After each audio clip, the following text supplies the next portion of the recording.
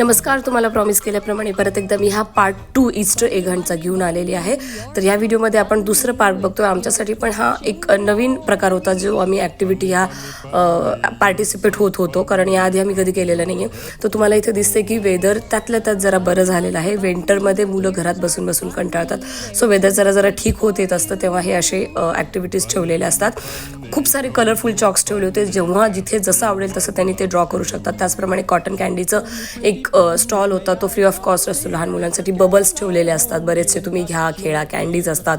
मुलांच्या हातात तुम्हाला ते बकेट्स दिसत आहेत, ते यासाठीच असतात की हा जसा की माणूस इन्स्ट्रक्शन्स सगळ्यांना देतोय व्यवस्थित की कुठून तुम्हाला एंटर करायचं आहे, कुठून तुम्हाला ट्रेजर हंटसारखं शोधत जायचं. अंडे लपून ठेवलेले असतात, ते तुम्हाला शोधायचे असतात आणि ते भेटले की तुमच्या बकेटमध्ये, कॅरी बॅगमध्ये ठेवायचे. आणि बरेचसे वेगळे खेळ ठेवलेले असतात. परत लहान मुलांना खूप छोटे असतील तर पॅरेंट्स देखील अलाउड करतात. असा छोटा मोठा असा छानसा